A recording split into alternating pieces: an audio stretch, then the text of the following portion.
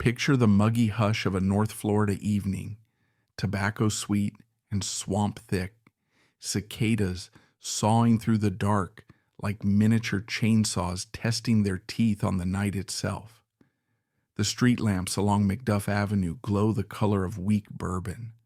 Under one of them, a skinny 17-year-old in scuffed cowboy boots and a t-shirt 3 summers past its prime leans against a bent pole outside Robert E. Lee High School. Ronnie Lee Van Zant spits a sunflower seed into the gutter, wipes the back of his hand across a grin equal parts charm and challenge, and drawls to the 2 boys flanking him, half joking but already convinced.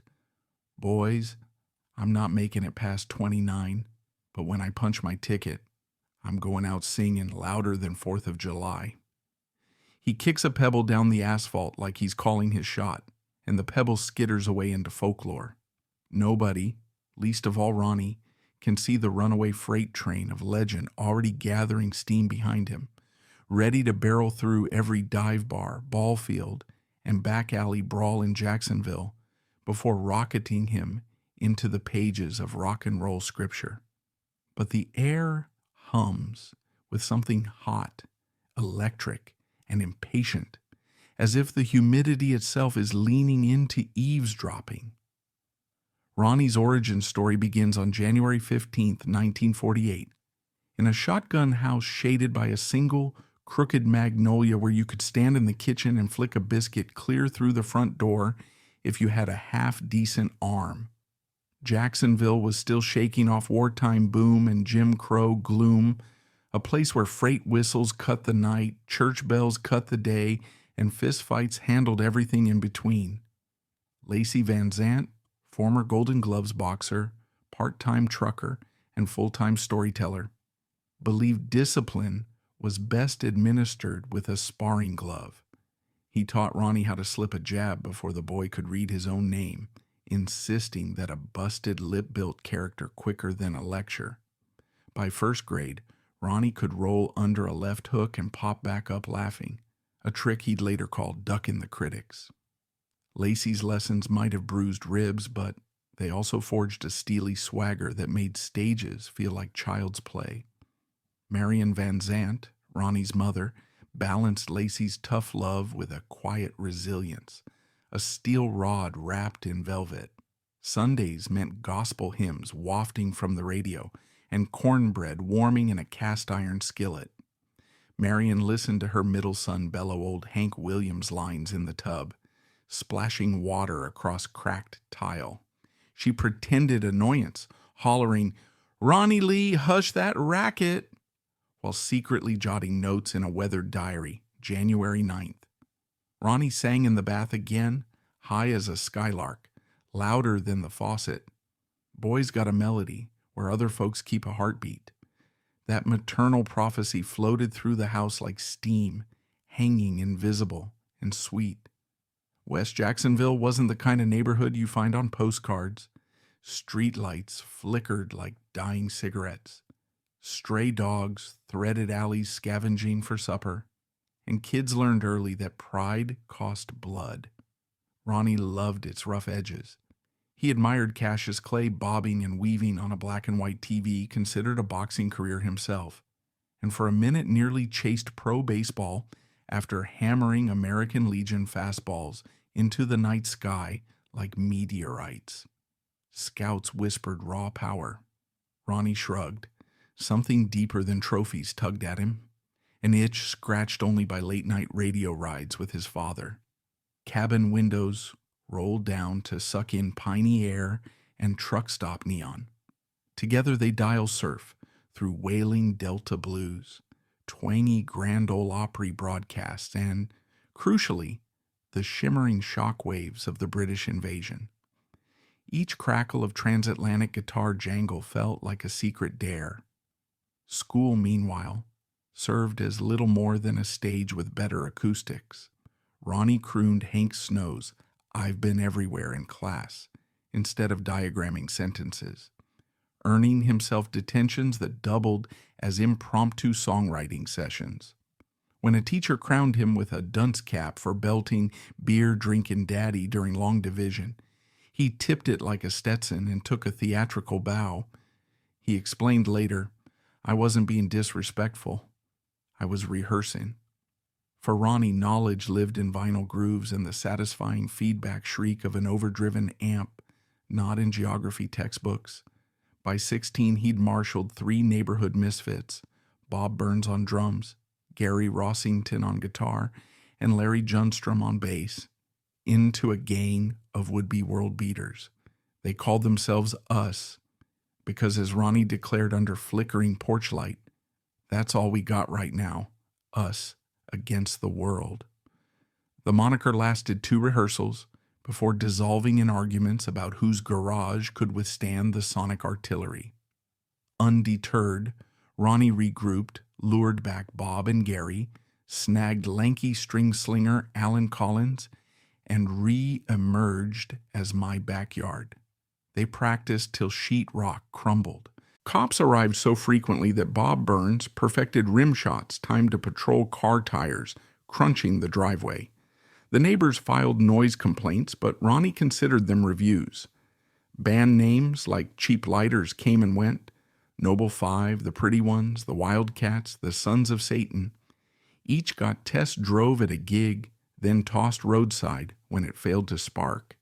The pivot came courtesy of Lynyrd Skynyrd, a square-jawed, flat-topped physical education tyrant who patrolled Robert E. Lee's hallways like a Marine drill sergeant.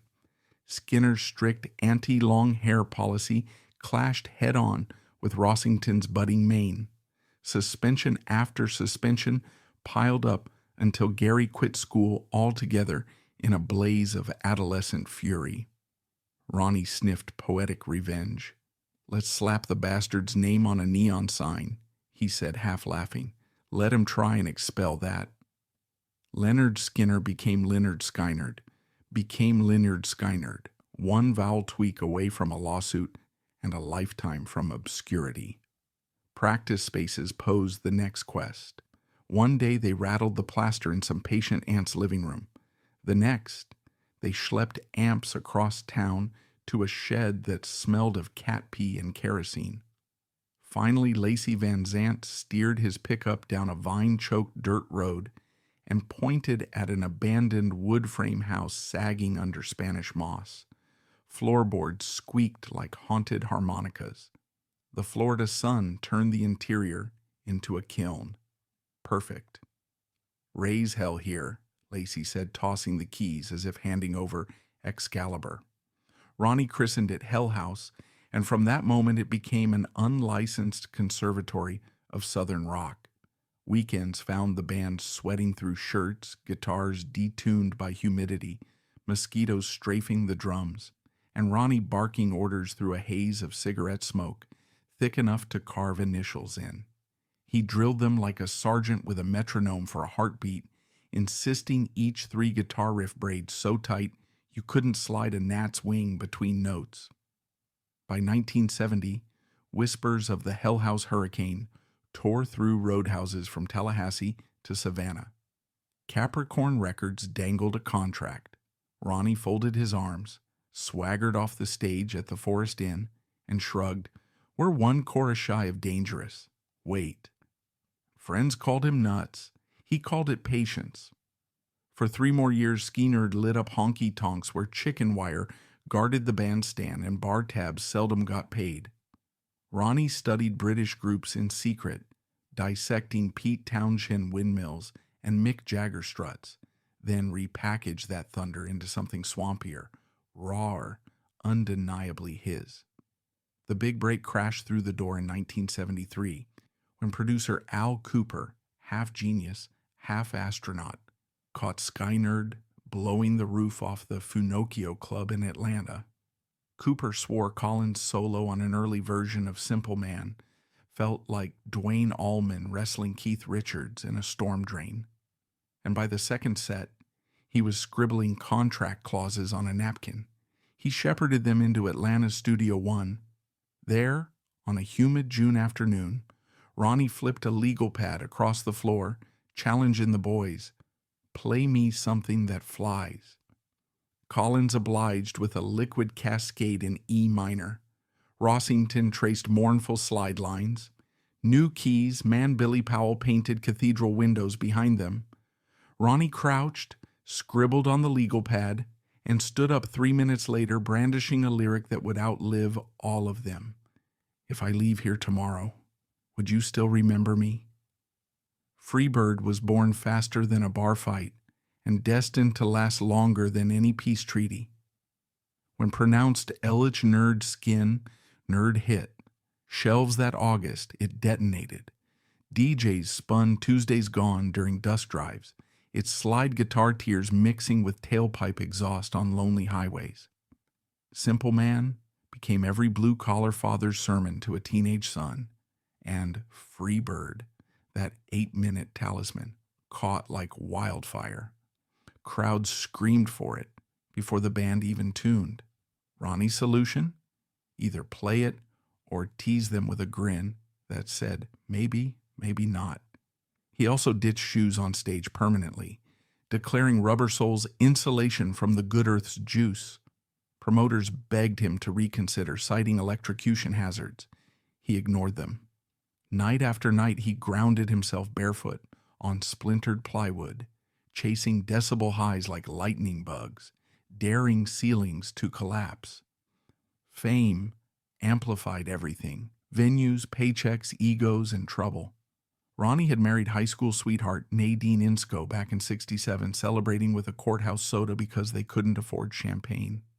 Daughter Tammy arrived within a year, a lullaby with her father's eyes, but relentless tours, whiskey rivers, and the gravitational pull of backstage temptations cracked the marriage like thin ice. They divorced in '69, amicable in theory, bruising in practice.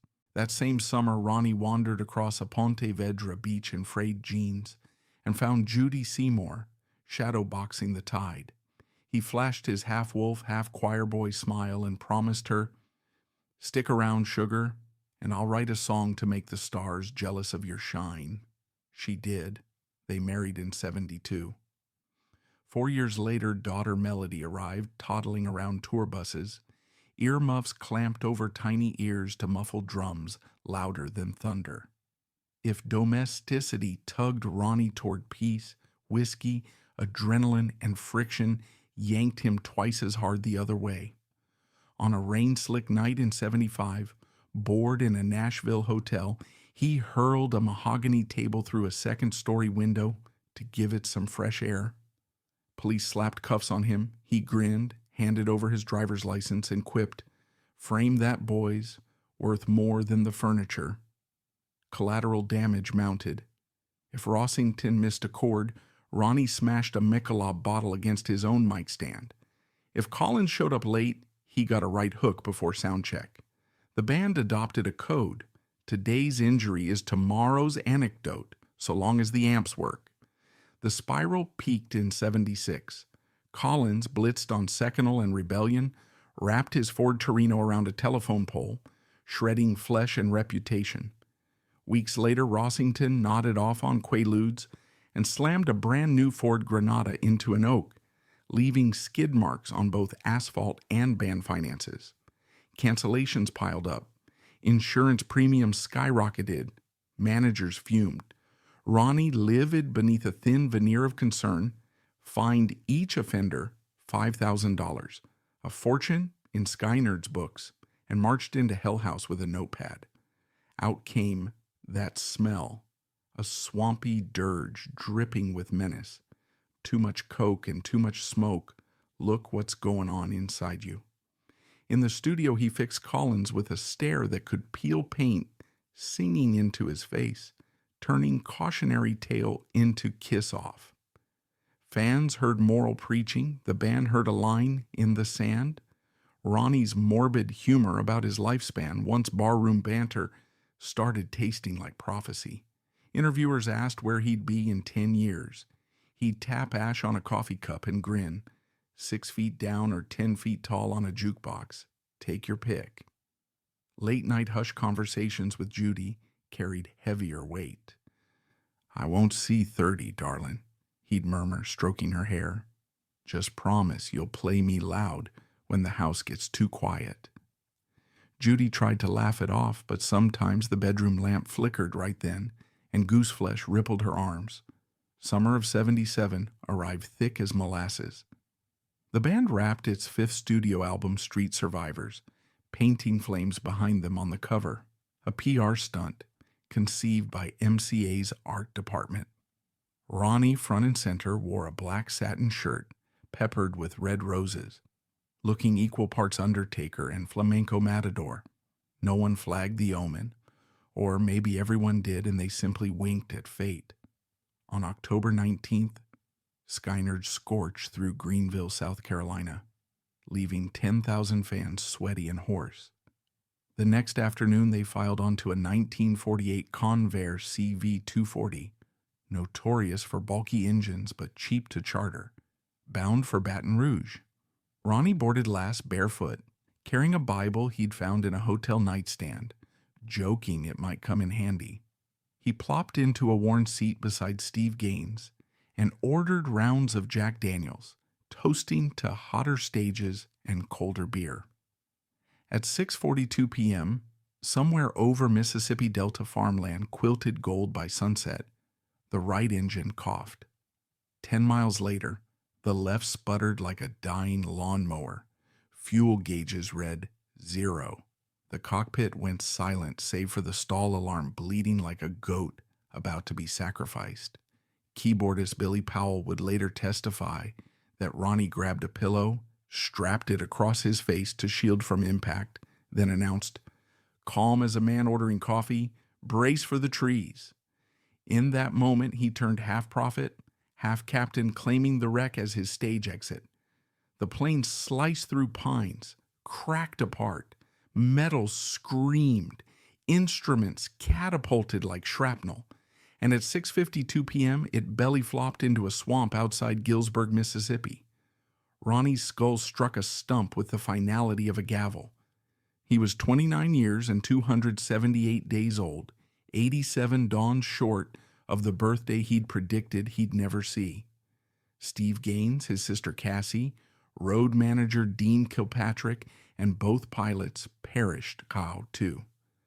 Alan Collins crawled broken-legged from twisted aluminum. Rossington's chest rattled like a junkyard xylophone.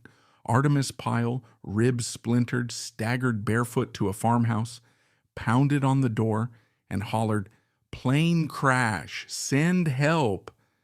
in a voice hoarse with gasoline fumes, but unmistakably Skynyrd. News crackled across CB radios and late-night FM stations like a bad dream. DJs in New York pulled disco singles mid-spin to play Freebird, back-to-back until sunrise. Truckers on E10 blinked away tears. Bartenders in Tulsa rang last call in stunned quietude. MCA yanked the flaming cover of Street Survivors, replaced it with a subdued black bordered photo, but the wildfire burned on, frozen forever in that original image, a premonition smoldering behind every copy that escaped recall. Funeral services followed at warp speed as if afraid grief might stagnate. Judy insisted on a closed casket. Ronnie had once said the only thing worse than dying was being stared at after. Hundreds lined Jacksonville streets. Transistor radios held aloft, playing cassette copies of Simple Man, weeping for a hometown hero they felt belonged to them. Veteran biker clubs roared past, carrying wreaths made from guitar strings. An impromptu choir of strangers broke into Amazing Grace on the courthouse steps as the hearse rolled by. If love could be measured in decibels, Ronnie's send-off topped the charts. Peace did not last. In June, 2,000 thrill-seeking grave robbers desecrated Ronnie's Lake Asbury mausoleum, prying into the crypt in hopes of snagging a souvenir. The family, heartbroken and furious, reinterred him in a secret plot. 22 years later, vandals struck again, forcing yet another relocation. Today, only a handful of confidants know the true resting place. They guard it like the crown jewels, understanding that some legends attract both reverence and reckless curiosity. Meanwhile, life thundered on. By 1987, the surviving members had healed enough bones and bitterness to stage a tribute tour. Johnny Van Zant, a carbon copy with paint stripper vocal grit, slid his feet into his brother's invisible shoes. Opening night in Baton Rouge, poetic battlefield of the unfulfilled gig, skeptics sniffed exploitation. But when Johnny growled the first line of "Workin' for MCA," something seismic shifted. Even the rafters seemed to inhale. Critics wrote grudging praise. Fans sobbed openly. The reborn Skynyrd has since logged more miles, more albums, and more band member rotations than the original ever dreamed. Yet every encore circles back to Ronnie. Lights dim, the first gentle G major chord of Freebird hovers, and crowds hoist lighters or cell phone flashlights like votive candles, paying tithe to a ghost in bare feet. Institutional validation finally arrived in 2006 when the Rock and Roll Hall of Fame grudgingly cleared space between Elvis and the Eagles. Gary Rossington, only founding member still standing, addressed the crowd in a quaver thick as molasses. "Tonight we honor the man who wired every backroad night of our lives with electricity." Johnny raised a shot glass to the rafters. Somewhere the rafters rattled. Old roadies swear a microphone stand toppled backstage at the exact moment Ronnie's name was spoken. No breeze in sight.